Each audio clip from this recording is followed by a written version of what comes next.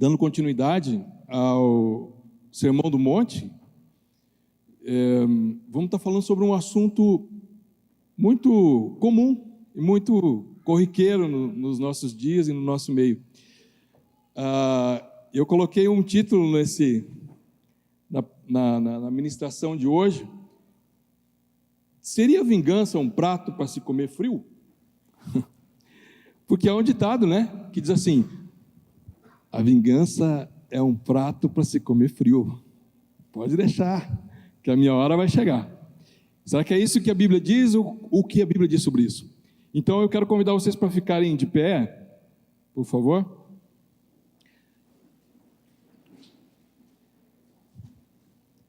E se você tiver com a sua Bíblia, abra aí lá em Mateus capítulo 5, versículo 38 até o 42. A palavra diz assim, é Jesus dizendo: uma multidão no monte, ele lá em cima, não tinha microfone, não tinha. Hoje cedo nós passamos essa experiência. Deu um estouro ali, foi e caiu a luz, caiu o data show, caiu tudo, e foi tremendo, porque nós pudemos reviver aquilo que Jesus vivia no tempo dele. Não tinha microfone, não tinha nada, tinha uma outra acústica, uma outra geografia, mas então ele estava no monte, as multidões estavam se assentando ao redor dele, e ele disse assim: ouvistes o que foi dito, olho por olho, dente por dente. Eu, porém, vos digo que não resistais ao mal, mas se qualquer te bater na face direita, oferece-lhe também a outra. E ao que quiser pleitear contigo e tirar-te a túnica, larga-lhe também a capa. E se qualquer te obrigar a caminhar 1 milha, vai com ele 2. Dá a quem te pedir, e não te desvies daquele que quiser que lhe empreste. Falar sobre vingança, antes a gente precisa entender o que é vingança, né? A vingança, se você for olhar no dicionário, é exatamente isso: é o ato lesivo praticado em nome próprio ou alheio por alguém que foi ofendido ou lesado em represália como causador deste dano. Opa, que troço chato. Traduzindo, é assim, tu me aprontou, né? Mas pode esperar que vai ter volta. Pode passar o tempo, mas vai ter volta. É isso que quer dizer vingança, tá? Então, dentro desse conceito de vingança, o que a Bíblia diz? A gente viu que o mundo, né, é um prato para se comer frio. E a Bíblia? O que a Bíblia fala sobre vingança? Jesus tratou disso aqui no Sermão do Monte, mas de onde que ele trouxe? Bom, como ela deve ser tratada? Lá em Êxodo capítulo 21, versículo 24, Jesus pega essa palavra para colocar no Sermão do Monte para falar sobre vingança. Ele diz assim, olho por olho, dente por dente, mão por mão, pé por pé. É uma lei, está lá em Êxodo capítulo 21, 24, porém, essa já era uma lei corrente nos dias de Jesus. A lei, 300 anos antes da lei ser entregue lá no Monte Sinai para Moisés, já existia, e isso escrito por homens pagãos, no caso aqui, um rei da Babilônia chamado Hammurabi, que ele escreveu o código chamado Código de Hammurabi. E essa pedra que vocês estão vendo ali, acho que sim, parece uma pedra ali, aquilo ali é uma pedra escrita, tem 282 leis pagãs escritas ali, que era da época da Babilônia, que era para reger coisas simples. Uma delas era olho por olho, dente por dente, mão por mão, pé por pé. Para quê? Porque era o objetivo, mas que lei terrível. Por quê? Então quer dizer que se cortar, por alguma causa, cortar a mão do meu vizinho, ou do filho, ou não sei, vão cortar a minha? Mas é muito cruel, é uma lei de retaliação. Sim, o nome dela é Lex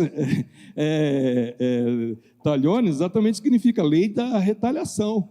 A mesma coisa que aconteceu vai ser recebido em troca.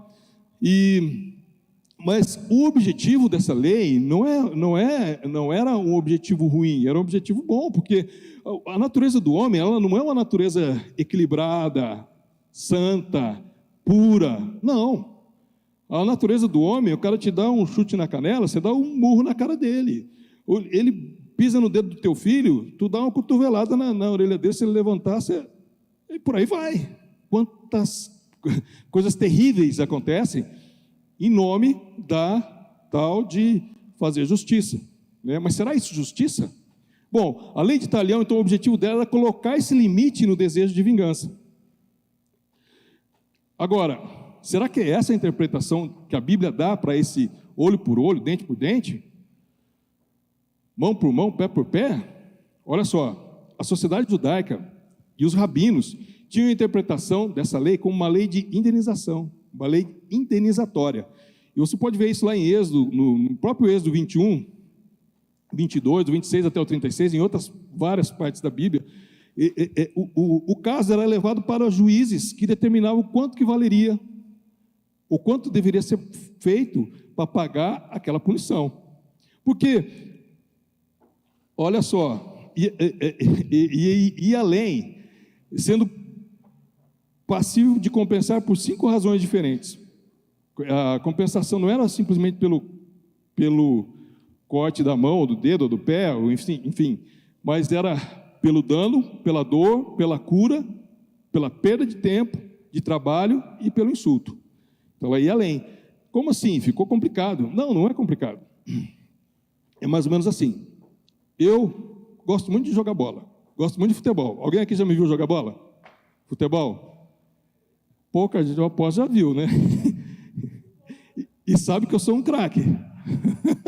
Está dando risada, eu não sei por que está dando risada, aposto. Porque, assim, ó, eu gosto de futebol, né? Acompanho, gosto, mas Deus me deu, quando eu entrei dentro de um campo, 2 pés esquerdos para jogar bola. Se a gente estivesse lá, jogando bola, eu e o Neymar, né? Aí eu pegava, falava, Neymar, tu não está com nada, cara, quem é bom de bola sou eu. Não sou eu. Ele nem entrou nessa discussão comigo, porque não tem necessidade. Mas eu pegava e cortava o pé do Neymar fora. Tá vendo? Agora você não vai mais jogar futebol. Ah, não vou? Então tá. Então agora nós vamos levar esse caso para o tribunal. O que vai acontecer? Corta o pé do perna de pau ali fora. É justo? Sim ou não? O meu pé vai fazer muita falta para mim, mas para o Neymar é a vida dele. O cara joga bola, ele ganha, é o sustento dele, é o salário dele. Então, ia para os juízes, não ia simplesmente cortar meu pé fora, eu ia indenizar ele em tudo aquilo que ele deixou de ganhar por causa da dor, por causa do dano, por causa da cura, por causa da perda de tempo de trabalho e pelo insulto. Que loucura! Claro que o Neymar não existia nem futebol naquela época, mas existiam pessoas, por exemplo, que trabalhavam eram artistas que usavam as mãos. Então, a vida dele era fazer escultura, ou fazer ornamentos. Então, de repente, cortava a mão dele, ele teria que ser indenizado não só pela mão, mas por tudo aquilo que ele deixou de ganhar. Então, assim era a interpretação dessa lei. Essa lei não é dentro da Bíblia e da sociedade judaica, rabínica, não tem nada a ver com cortar a mão fora, não.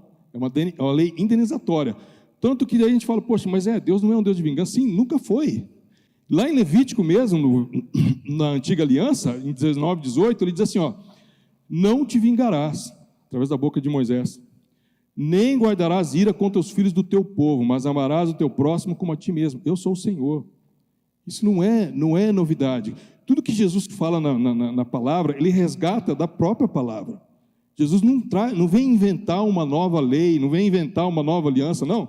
Ele vem dar um sentido maior, ele vem completar, plerosai no grego, ele vem dar plenitude para a lei, para entender. Por isso que ele ficou 3 dias falando ali para a multidão, explicando, e os teólogos dizem que toda a Torá, a complexidade da lei, porque a lei pela lei, ela é fria, mas toda lei atrás dela tem um propósito, e é isso que Jesus quer trazer. Então, mas o que Jesus disse sobre isso então, pastor Humberto? Olha, Jesus disse assim, lá em Mateus 5:39, que nós lemos, eu porém vos digo, né? Começa dizendo aqui, o 38, ouviste que foi dito, olho por olho, dente por dente, eu porém vos digo. O que é isso? Quando ele diz, eu porém vos digo, ele não está anulando o que foi dito da lei. Não, porque a expectativa de toda a nação de Israel, e até hoje, para aqueles que não aceitam Jesus como Senhor e Salvador, é que o Messias viria para esclarecer todas as questões difíceis. Então, quando eles chegavam, o judeu é assim, juntou dois judeus, tem três pensamentos diferentes. Eles são doidos, adoram um debate, né? E aí, quando isso acontecia, chega uma hora ali que, mas isso aqui não dá, você pensa de um jeito, eu penso do outro, então eles falam assim, então quando o Messias vier, ele vai nos trazer a revelação do que significa isso. E realmente Jesus veio para fazer isso, para trazer uma plerosai, tornar completa, tornar plena a lei. Lá no próprio Sermão do Monte, antes, lá, já foi dito aqui, no 5, versículo 17, Jesus afirma assim, eu não vim para desfazer, para destruir a lei, mas eu vim para cumpri-la. Essa palavra no hebraico, que significa, no grego, significa plerosai, para dar plenitude, para dar complementar, para trazer entendimento, isso que ele está querendo dizer. Ele não veio para destruir a lei. Mas aí, ele sai com essa aqui, eu porém vos digo, né? Então tá, o dente por dente, olho por olho, Neymar, minha perna e tal. Agora, não resistai ao perverso, ou não resistais ao mal, que eu li aqui na minha versão. Então, baseado nisso, muitos pregadores anunciam uma ausência de atitude completa diante do mal, diante da ameaça. Agora, a minha pergunta é, será, se você não deve resistir ao mal, será que Davi não deveria resistir a Golias, lá atrás? Será que Moisés não deveria ter resistido a Faraó? Será que Mordecai não deveria ter resistido a Amã? Porque se é para não resistir ao mal, você se torna conivente com o mal. Quando você não resiste ao mal, se você interpretar assim, tu vai ser conivente com aquilo. Não, mas Davi, você vai cortar a cabeça do Golias, meu Deus, que maldade. Gente, o cara estava ali para matar ou morrer. O reino de Israel ia ser destruído, porque não tinha um homem que tinha coragem de enfrentar o tal do Golias. Por quê? Porque ele era um gigante de 3 metros de altura, pouco menos. E aí, a hora que chegavam ali, eles olhavam e falavam, seus frouxos, tem alguém aí, tem homem aí nesse Israel para me enfrentar? Eu lembrei de um desenho que eu passava para a Paola, quando eu era pequenininho, ele fazia assim, a hora que passava isso, era um desenho bem simples assim, né? A hora que fazia assim, os caras de Israel faziam assim, desmaiavam uns 2 ou 3 de medo. Não foi assim igual o desenho, mas foi mais ou menos isso. O povo estava morrendo de medo. E aí, quando encontram um homem segundo o coração de Deus, um menino, 17 anos, pequeno, sem armadura, sem nada, ele pega a funda, acerta a cabeça do Golias. A hora que o Golias cai no chão, fala, puxa vida, mas rapaz, pobrezinho do Golias, ele vai se arrepender, não vamos fazer isso não. Não, Davi pegou a espada, que era muito mais pesada do que ele, imagina que ele teve dificuldade para levantar aquela espada, e cortou a cabeça dele fora. Mas isso aí é maldade, Humberto, isso aí, pastor Humberto, isso está indo além. É? E hoje, se entrasse alguém dentro da sua casa, um bandido, e falasse assim, cara, agora é o seguinte, tu bota um aventalzinho aí, vai lá fazer comida para mim. Enquanto isso, eu vou judiar aqui da tua esposa e dos teus filhos. E depois eu vou cortar, começando pela orelha, pedacinho por pedacinho. Qual seria a tua atitude? Tu ia ser conivente com isso? Tu ia achar que, opa, legal, então não posso resistir ao mal.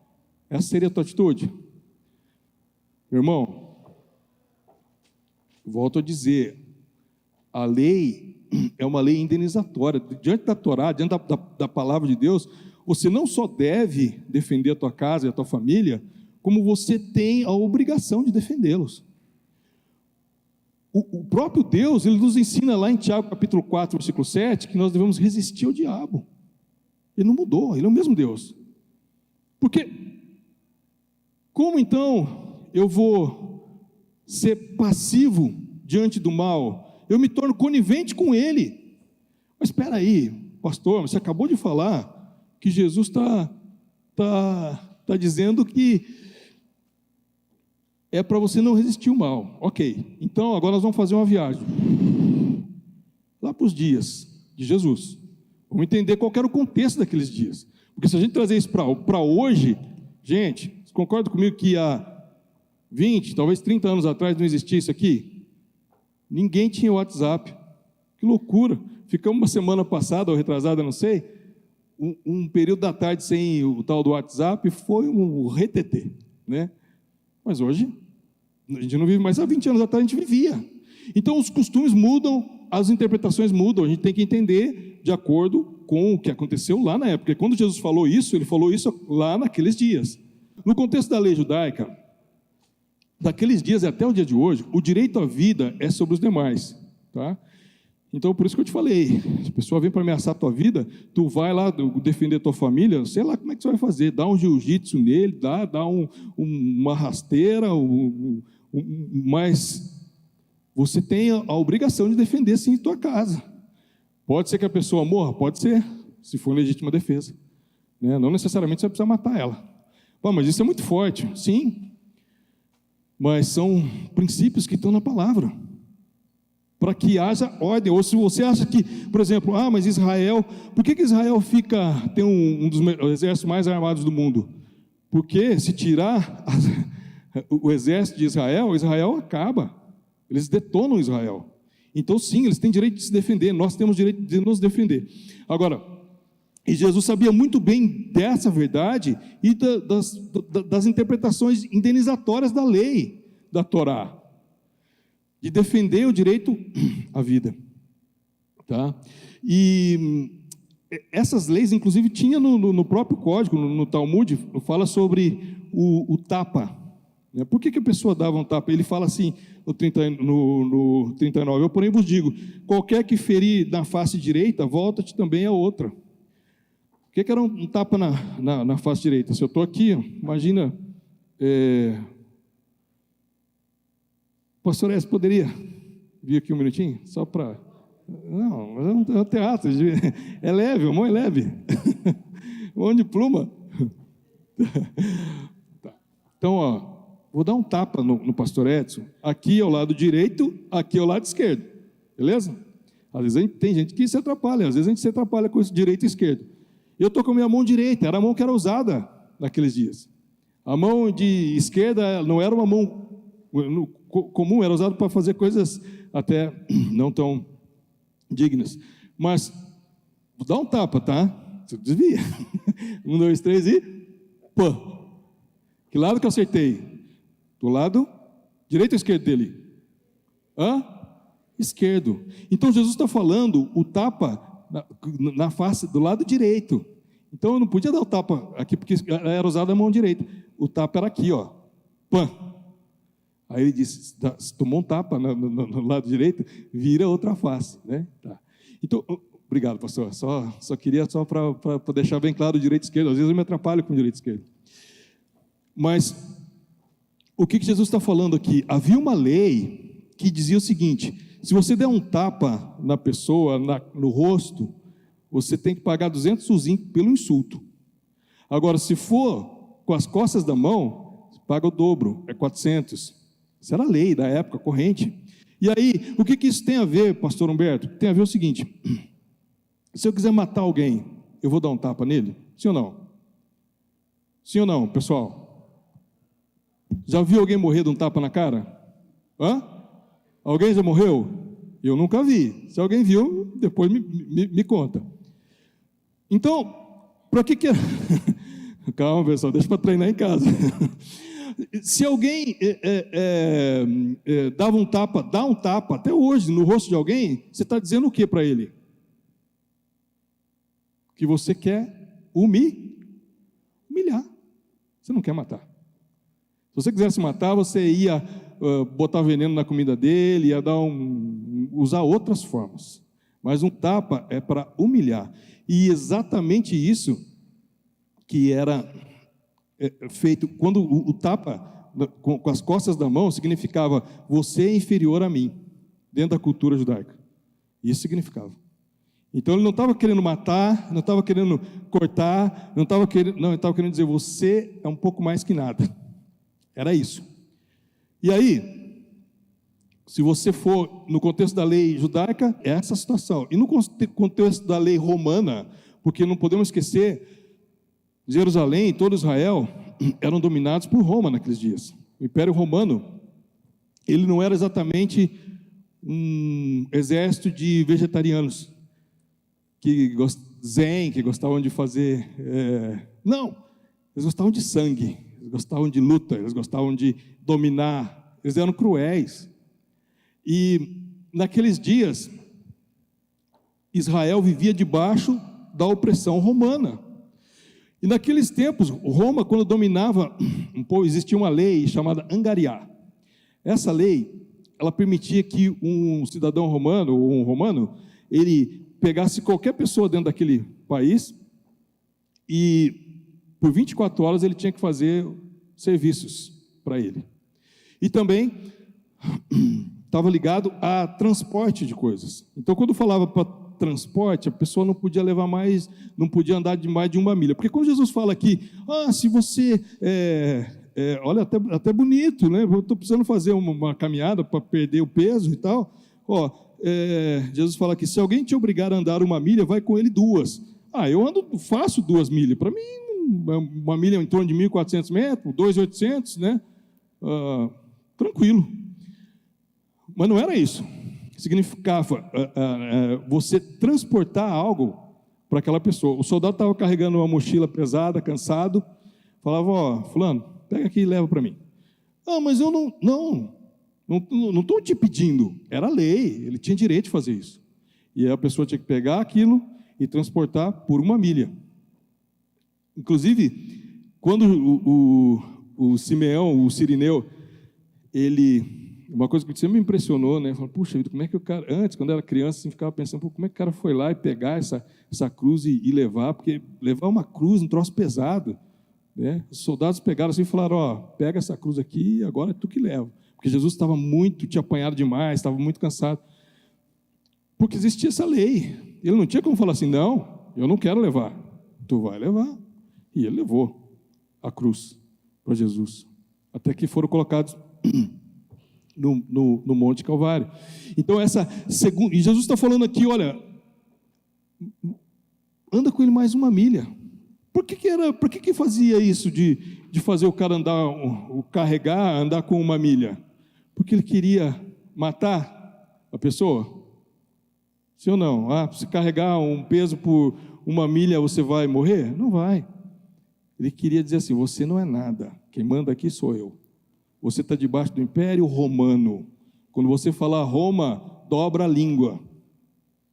Porque aqui quem manda sou eu, você não é nada. Vocês vão reagir contra nós? Que jeito? Vocês não passam de pobres judeus, imprestáveis. Carrega aí, rapaz. Rápido. E ele tinha que levar. Ele não queria machucar. Ele não queria cortar o braço. Ele não queria ele queria quebrar a autoestima. Ele queria quebrar o desejo de reação. Naqueles dias existiam essas coisas. E hoje não existe mais o Império Romano, mas muitas vezes existe um chefe que te oprime dentro do teu lugar de trabalho. Que você está pensando que você vai ser alguma coisa, você nunca vai ser nada. Pior, às vezes, é dentro da sua casa. Às vezes você passou por isso. Um pai. Não. Cara, tu não presta para nada. Tu é um preguiçoso. Tu nunca vai servir para fazer nada na vida. Uma mãe fala, isso aí nunca vai servir. O marido fala para a esposa, você é imprestável. Você não presta para nada, não sabe nem fazer uma comida direito. Você não sabe cuidar dos nossos filhos, é por isso que os nossos filhos estão assim. Não está machucando, não está cortando. Está dizendo assim, cara, Tu não é nada. A esposa fala para o marido: aqui em casa a coisa está ruim desse jeito, nós estamos passando quase fome, porque tu não veste suas calças, tu não é homem, tu tinha que ter feito assim, tu tinha que ter feito assado. Não é para tirar pedaço, é para te humilhar. E aí Jesus vem e diz assim: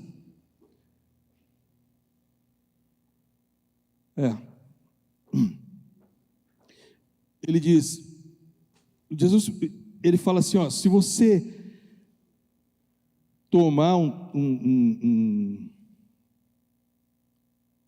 ele diz assim: a qualquer que te ferir na face direita, você não presta, não é nada, volta-te também a outra. Por que ele está fazendo isso? Porque você não está correndo risco de vida aqui. O que você está correndo risco de acontecer é de você deixar perder o chamado que Deus tem para a sua vida, a natureza, o teu chamado, a tua identidade.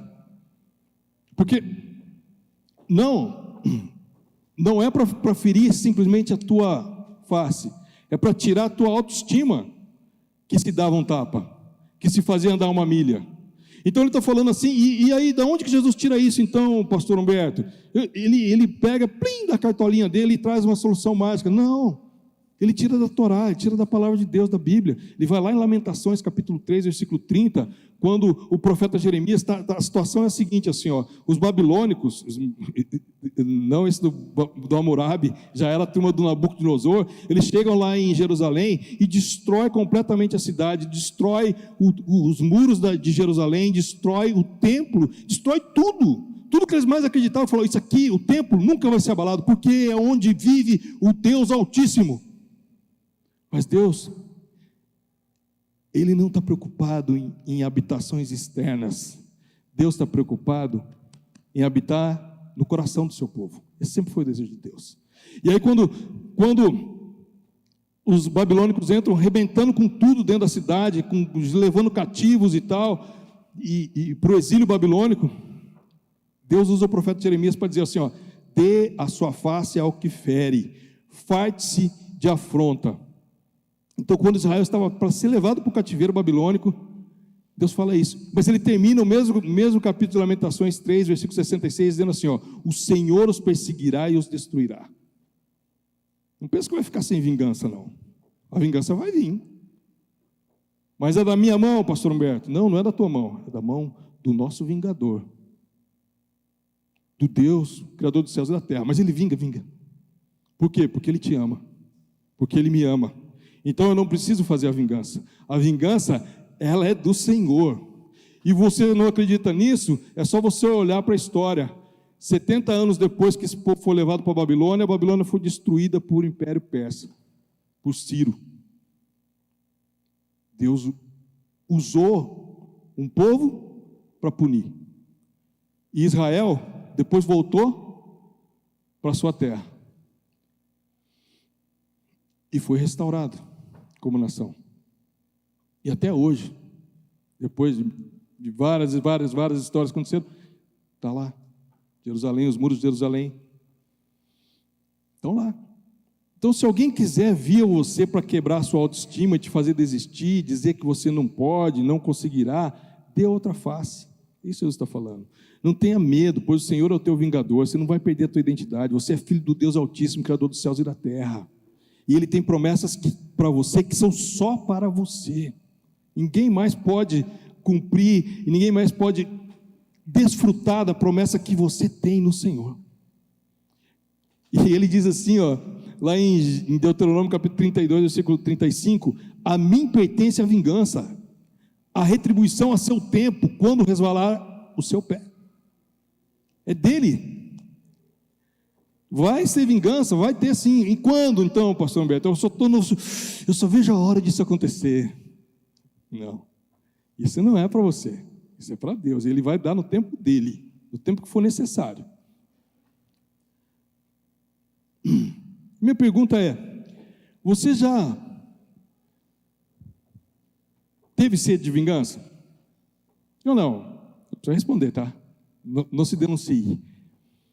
Mas talvez você seja um daqueles raros seres humanos aí que nunca teve vontade de se vingar de nada. Você seja um santo.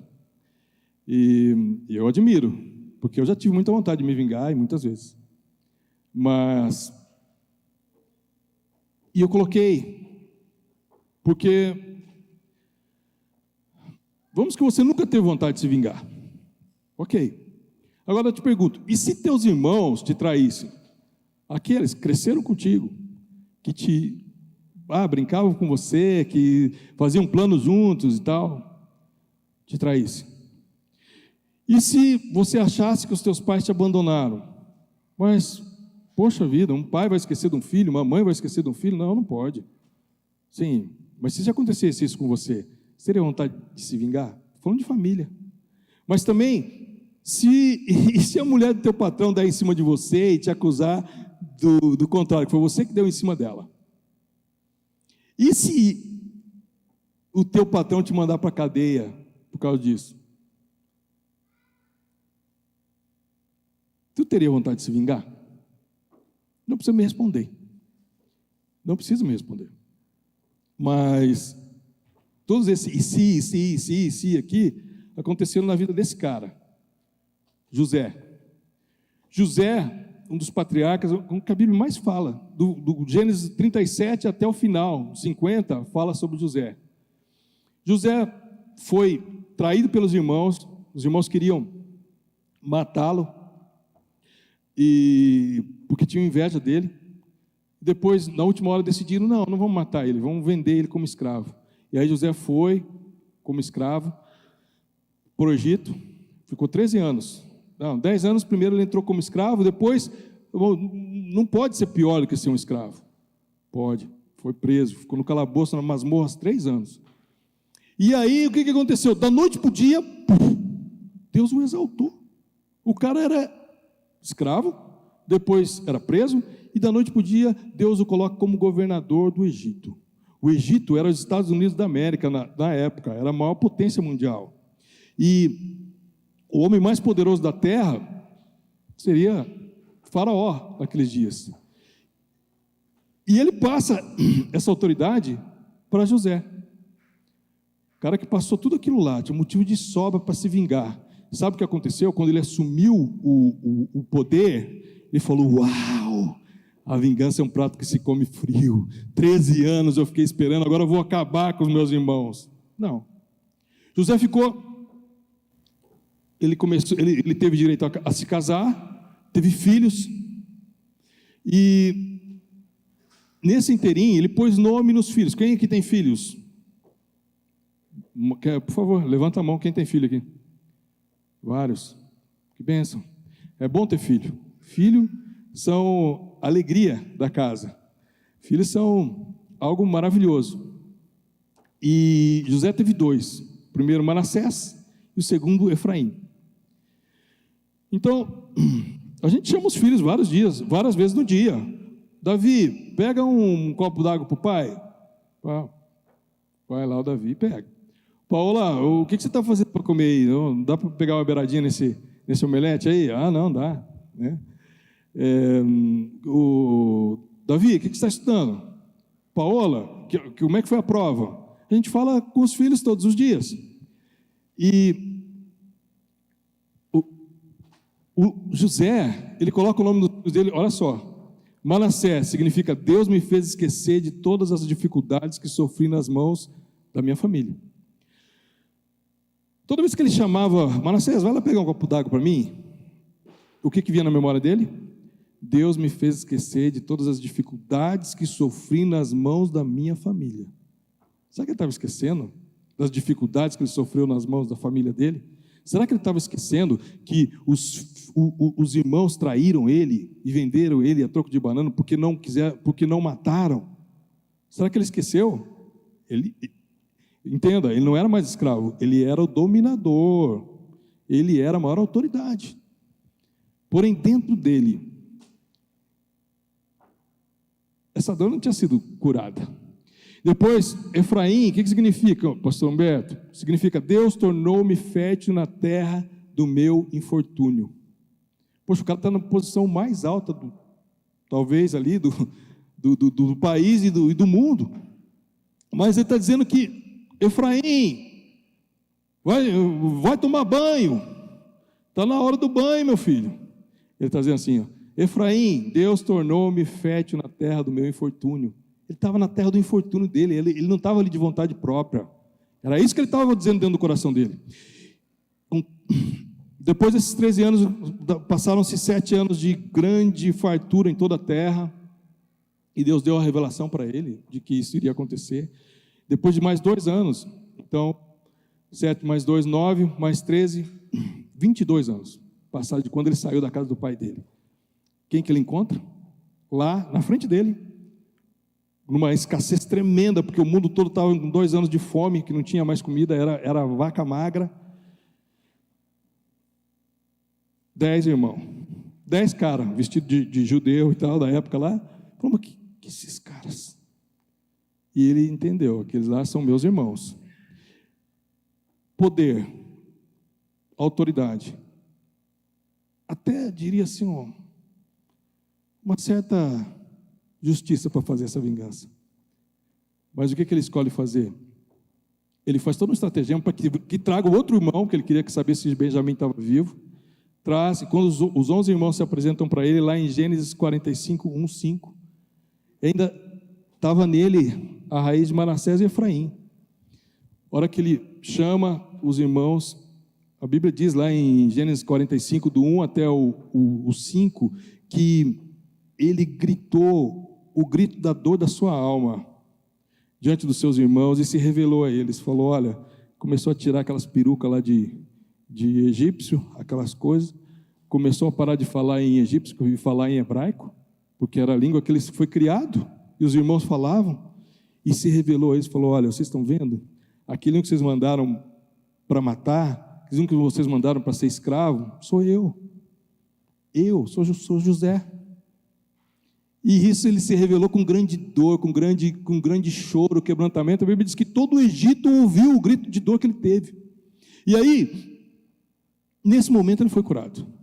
Quando você enfrenta os seus medos, quando você enfrenta as tuas dificuldades, quando você enfrenta aquilo que te perturba, que te persegue, é nesse momento que você é curado. O confronto traz cura.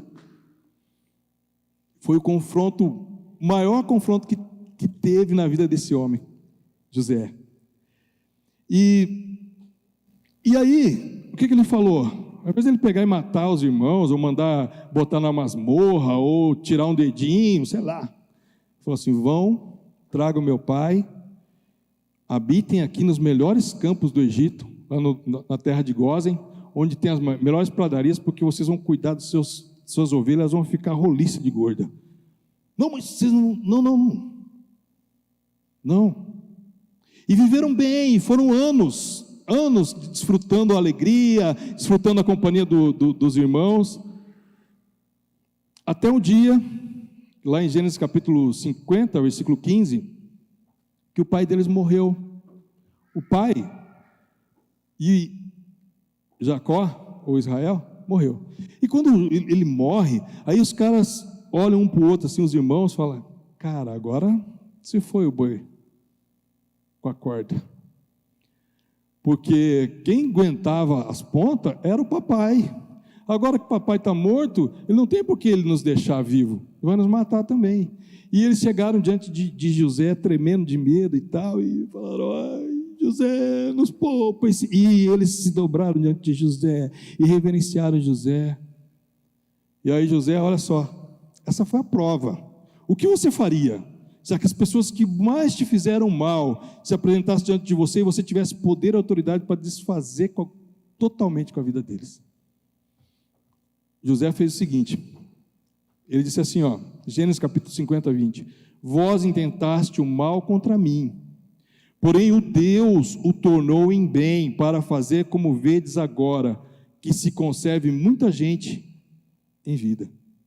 Se não fosse essa ida de José até o Egito, e ser levantado como autoridade em toda a terra, Israel não estava lá hoje para contar a história. E não é só contar a história, é o povo que tem a promessa, que sustentou a palavra de Deus para nós até hoje. Não estariam mais lá. O que você quer dizer com isso, pastor? Eu quero dizer que às vezes a gente passa por situações dentro da nossa vida, dentro da nossa casa, dentro daqueles que mais nos amam, e nós não entendemos os propósitos de Deus. Mas a palavra de Deus diz que a vontade de Deus é boa, ela é perfeita, ela é agradável. Ainda que você não entenda, quantas vezes José murmurou naquela masmorra, ou quantas vezes ele murmurou como escravo, a Bíblia fala que nunca.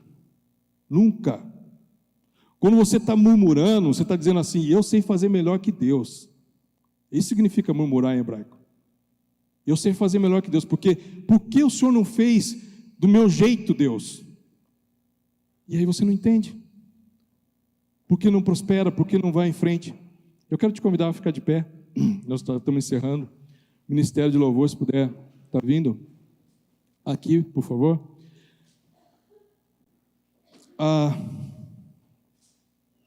Olha só,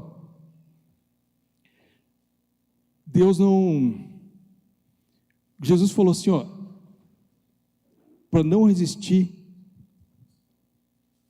ao mal. Que mal é esse? O mal que queira roubar, querido, não permita que o inimigo roube a identidade, o propósito que Deus tem para a sua vida.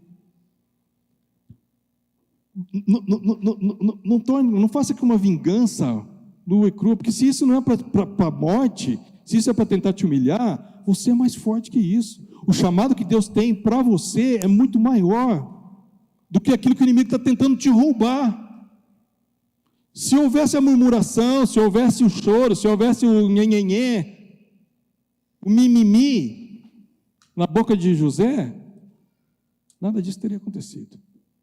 Agora minha pergunta para você é, você já se sentiu fraco? Fraco. Talvez chamado de fraco. Falar, não, você é um incapaz, tu é inútil. O que você está fazendo nessa vida? Como a mulher de Jó falou para ele, amaldiçoa o teu Deus e morre.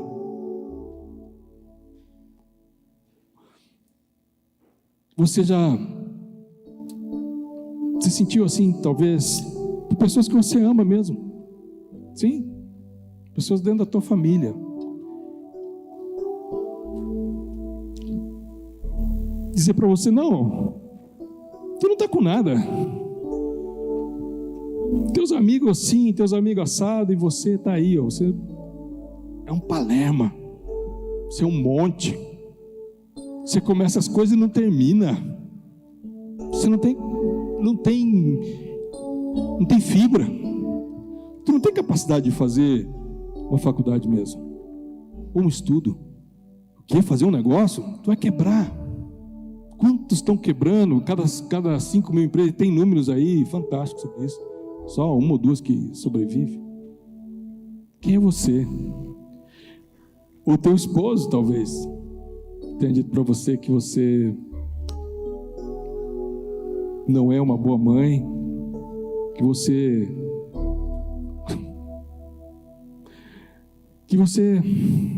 está aquém, que você é incapaz. Com as costas da mão.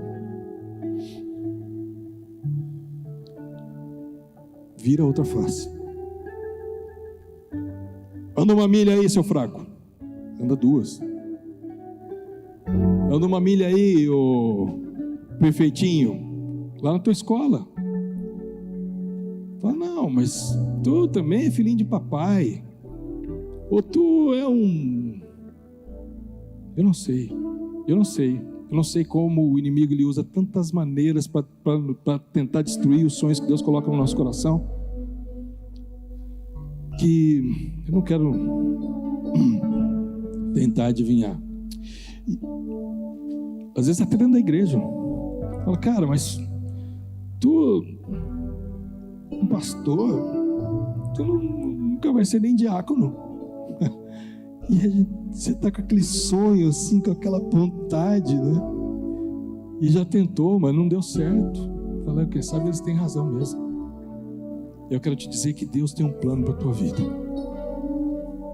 Deus tem um plano para a sua vida que é muito maior. Todo mal que venha sobre você, que vem da forma que for, aquilo que Deus tem para a sua vida não cairá por terra, se você crer. Se você crer. E quando você enxerga essa pessoa, talvez, é esse ponto eu quero chegar. Talvez você diga assim, eu já superei isso. Aquilo lá não era para mim mesmo, eu já superei. A pessoa que fez isso para mim, talvez o pai, a mãe, um filho, fala, pai, eu sou desse jeito porque você nunca me deu atenção, ou nunca me deu carinho, não sei. Então, eu já superei, eu não tenho nada contra essa pessoa, mas no teu interior, sabe, tu vibra, quando aquela pessoa que te fez mal, tem um revés na vida, você fala por dentro, não fala por fora, bem feito, bem feito, eu quero que ele se dane mesmo. Talvez não saiba quanto descer esse gás, mas o sentimento é esse. Você está entendendo o que eu estou falando? Eu quero te dizer que isso está roubando o chamado que Deus tem para a sua vida. Resista. Deu um tapa, vira outra face. Para andar uma milha, anda duas. Sou eu que estou falando, Jesus. O chamado que Deus tem para você não pode se perder por ninguém, seja o que falarem para você. Então nessa noite eu quero convidar você que talvez tenha essa vingança, não uma vingança grande, talvez pode ser também, mas é uma vingança que escondida, algo que está ali. É isso que Jesus está falando. Ele não está falando de você cortar um braço. Cortou o braço, todo mundo está vendo. Cortou a perna, todo mundo está vendo. Mas aquilo que está escondido, e só você e Deus sabe.